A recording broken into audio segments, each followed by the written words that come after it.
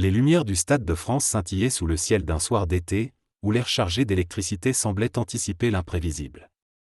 La foule, une mer humaine de 80 000 âmes, vibrait à l'unisson alors que Taylor Swift, silhouette éclatante dans une robe argentée, entamait les premières notes d'une ballade.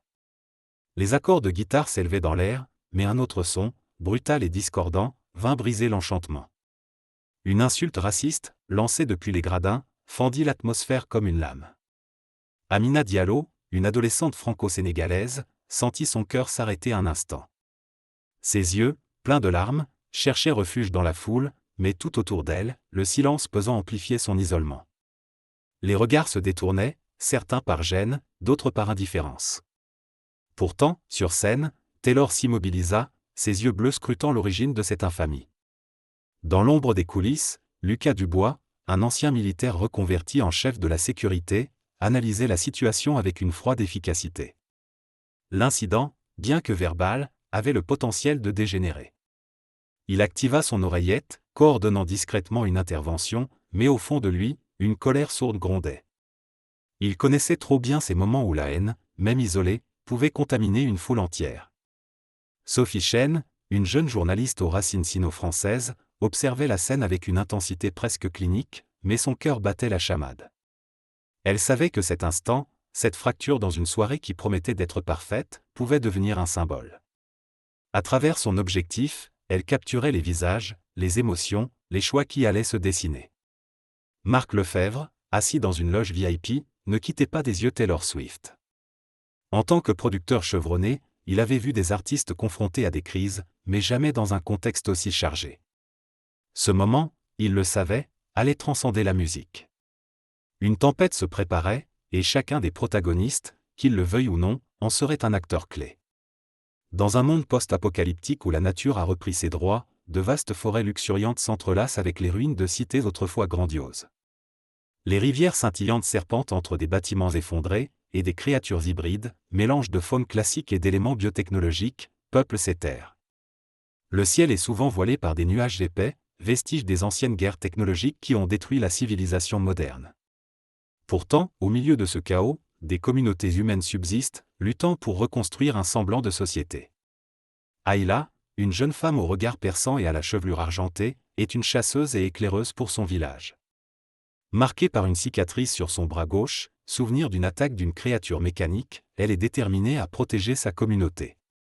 Son passé est empreint de douleur, elle a perdu ses parents lors d'une embuscade menée par des pillards. Cette tragédie alimente sa méfiance envers les étrangers et son désir de justice. D'un autre côté, Kael, un ancien ingénieur d'une civilisation avancée, erre dans ces terres dévastées. Ayant survécu grâce à son expertise en technologie, il porte une prothèse cybernétique à son bras droit, vestige de son ancienne vie. Son objectif est de retrouver les fragments d'une machine mythique censée restaurer l'équilibre de ce monde. Cependant, son passé est enveloppé de mystères, et son rôle dans la chute de la civilisation reste flou. Leurs chemins se croisent lorsqu'Ayla découvre Kael inconscient près d'une ancienne station énergétique. Méfiante mais intriguée par ses connaissances, elle décide de l'épargner et de l'amener à son village. Une tension palpable s'installe entre eux, mais une alliance fragile se forme lorsqu'une menace commune, un groupe de pillards armés de technologies anciennes, met en péril leur survie. Ensemble, ils devront surmonter leurs différences pour affronter les dangers de ce monde brisé. Alors que Taylor Swift, encore sous le choc, s'apprêtait à répondre, un mouvement inattendu dans la foule attira l'attention, un homme masqué, vêtu de noir, escaladait une barrière près de la section A3. Lucas Dubois, déjà en alerte, ordonna une intervention immédiate, mais l'intrus brandit un objet métallique brillant, provoquant une vague de panique. Sous un ciel chargé de nuages lourds, Clara, une jeune botaniste passionnée, rêve de découvrir une plante légendaire censée guérir toutes les maladies. Son objectif est clair, retrouver cette plante pour sauver son frère, gravement malade. Elle s'associe à Julien, un cartographe aventureux, qui voit dans cette quête l'opportunité de prouver sa valeur après avoir été rejeté par une prestigieuse expédition scientifique. Ensemble, ils partent pour une région isolée et inexplorée, où la nature sauvage règne en maître. Leur première difficulté surgit rapidement, une rivière tumultueuse bloque leur chemin. Clara, pragmatique mais inexpérimentée, propose de construire un radeau, tandis que Julien, plus impulsif, insiste pour trouver un passage à gué. Cette divergence d'opinion met en lumière leurs différences, mais aussi leur complémentarité. Après une dispute, ils finissent par combiner leurs idées, apprenant à travailler ensemble malgré leurs désaccords. Au fil de leur voyage, une tension sous-jacente se développe entre eux, mêlée d'une admiration mutuelle croissante. Julien commence à comprendre l'ampleur de la détermination de Clara, tandis qu'elle découvre en lui une sensibilité qu'il cache derrière son audace. Cependant, leur progression est entravée par des signes inquiétants, des traces de pas dans la boue et des campements abandonnés suggèrent qu'ils ne sont pas seuls.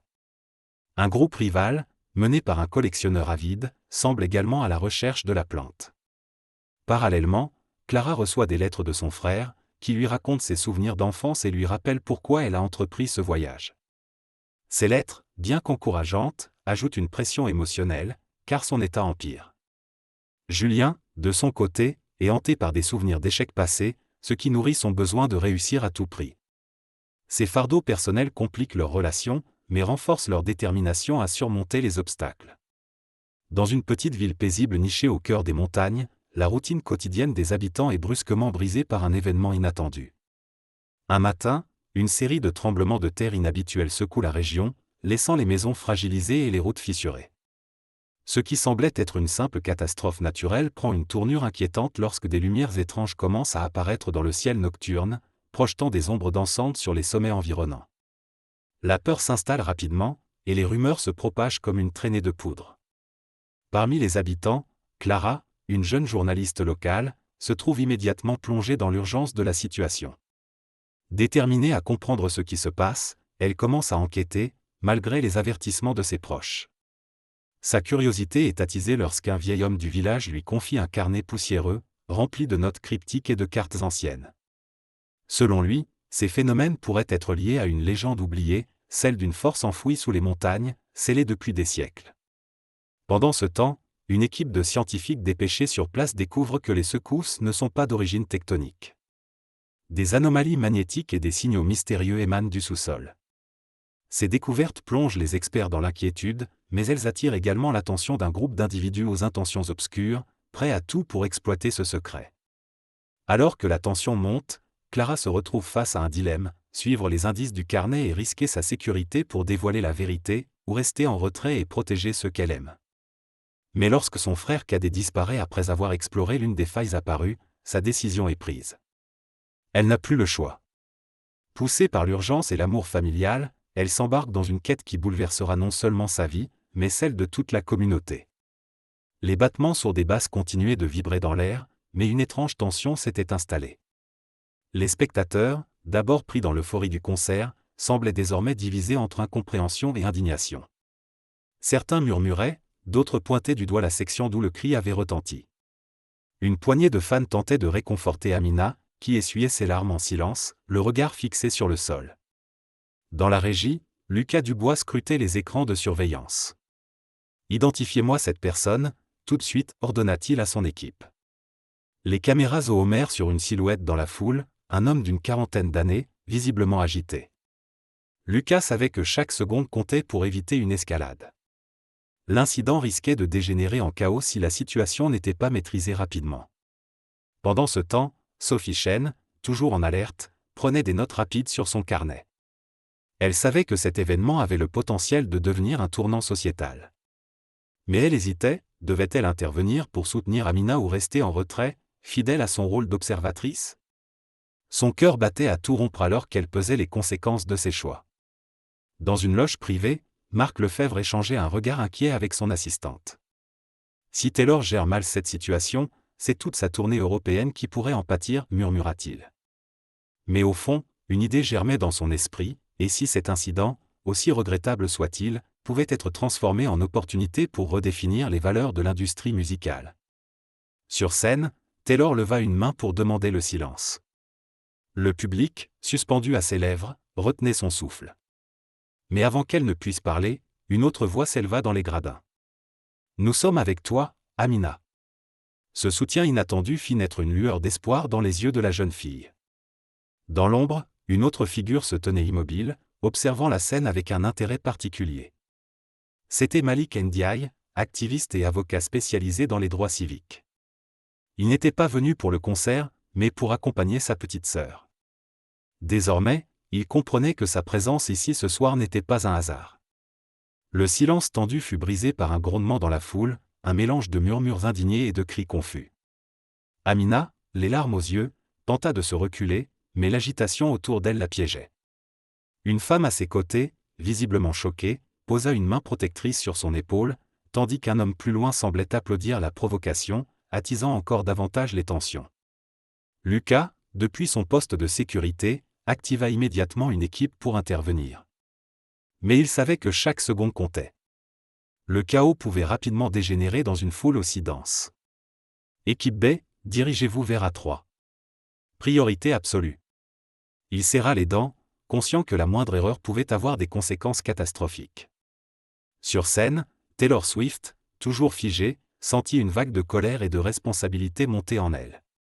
Elle savait qu'elle ne pouvait pas simplement reprendre sa chanson comme si de rien n'était. Ses yeux croisèrent ceux d'Amina, et dans ce bref échange silencieux, une décision se forma. Elle s'avança vers le bord de la scène, le micro toujours en main, mais sa voix tremblait légèrement lorsqu'elle commença à parler. Dans la foule, Sophie Chen, qui avait déjà commencé à filmer discrètement, sentit le poids du moment. Elle savait que les mots de Taylor allaient être décortiqués, analysés et partagés dans le monde entier. Mais son esprit journalistique ne pouvait s'empêcher de réfléchir à une question plus large. Comment cette scène symbolisait-elle les fractures profondes de la société française? Elle nota mentalement d'interroger des sociologues et des militants après l'événement. Marc Lefebvre, quant à lui, observait avec un mélange de fascination et de calcul. Il savait que ce moment pouvait devenir un tournant dans la carrière de Taylor, mais aussi un tremplin pour des débats plus larges. Cependant, il ne pouvait s'empêcher de penser aux répercussions commerciales. Les sponsors, les labels, les médias internationaux, tout était en jeu.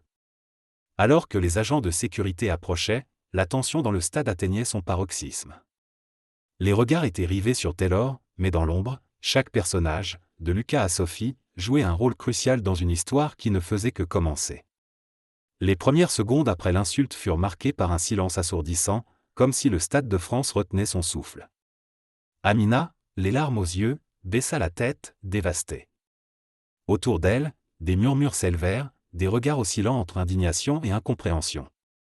Une vague d'émotion traversa la foule, palpable, électrique, prête à éclater. Taylor, toujours immobile sur scène, sentit une colère sourde monter en elle.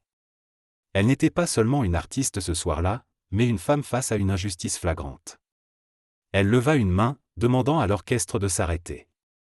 Le silence devint total, presque écrasant.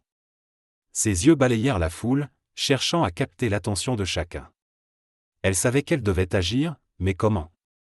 Chaque mot, chaque geste allait compter.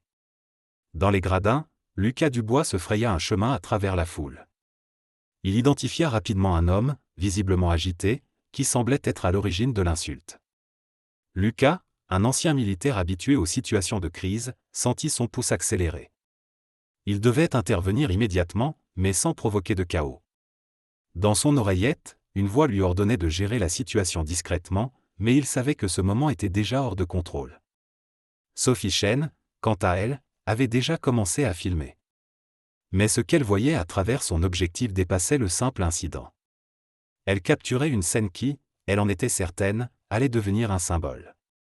Elle observa Amina, isolée, et sentit une boule se former dans sa gorge. Ce n'était plus seulement un article pour son journal, mais une responsabilité qu'elle devait assumer. Marc Lefebvre, toujours en retrait, analysait la situation avec un regard calculateur. Il comprenait que ce moment, aussi tragique soit-il, pouvait marquer un tournant dans l'industrie musicale. Mais ce qu'il ignorait encore, c'était l'impact personnel que cet événement aurait sur lui. Les lignes entre l'art, le commerce et la morale se brouillaient. Alors que Taylor s'approchait lentement du bord de la scène, tendant une main vers Amina, le public semblait suspendu à son geste. Ce moment, à la fois intime et universel, marquait le début d'un changement irréversible. Les basses continuaient de vibrer dans l'air lourd de cette soirée d'été, mais l'atmosphère s'était alourdie d'une tension palpable. Amina, les larmes aux yeux, tentait de se ressaisir, tandis que quelques spectateurs autour d'elle murmuraient, visiblement choqués. Certains tentaient de la réconforter, d'autres cherchaient frénétiquement à localiser l'auteur de l'insulte. Dans les coulisses, Lucas Dubois ordonna à son équipe de sécurité de verrouiller la section concernée. On ne laisse personne sortir avant d'avoir identifié cette personne, dit-il d'un ton ferme. Il savait que ce genre d'incident pouvait dégénérer rapidement, surtout dans un lieu aussi bondé.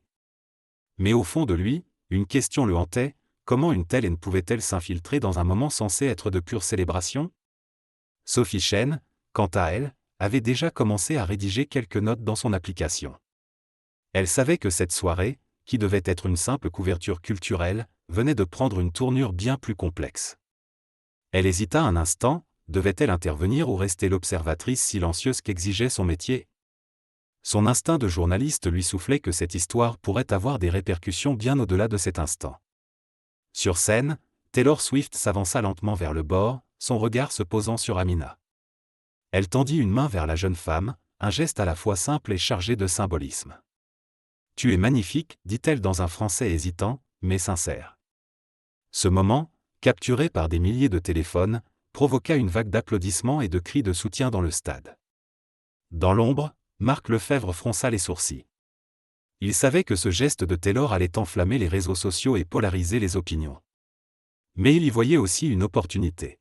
« Il faut qu'on parle à Taylor après le concert », murmura-t-il à son assistant.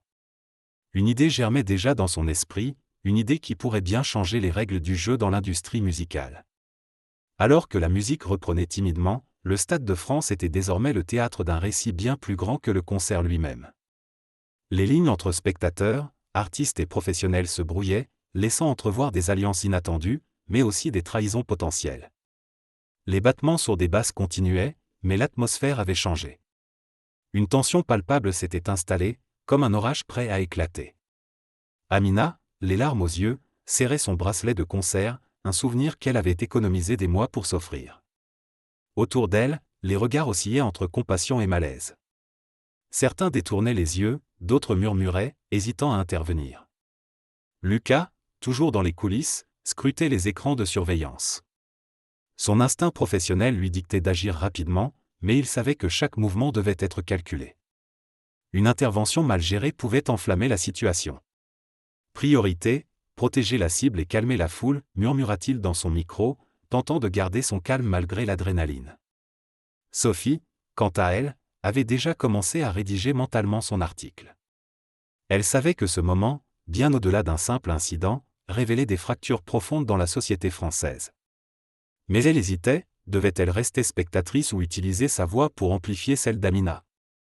Elle sentit une pression immense peser sur ses épaules.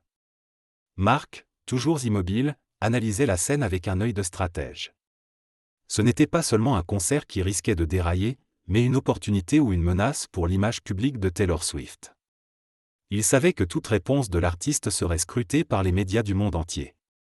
Pourtant, une part de lui, plus humaine, ressentait un pincement de culpabilité pour avoir contribué à une industrie qui, trop souvent, restait silencieuse face à de telles injustices.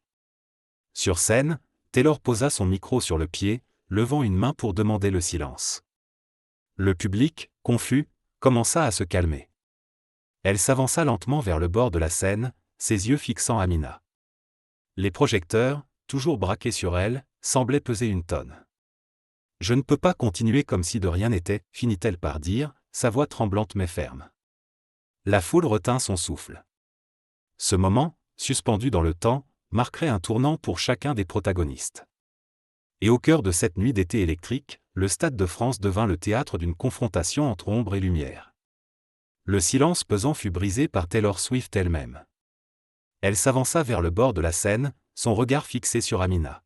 « Personne ici ne mérite d'être traité ainsi », déclara-t-elle d'une voix ferme, amplifiée par les haut-parleurs. La foule, d'abord hésitante, éclata en applaudissements, soutenant son geste.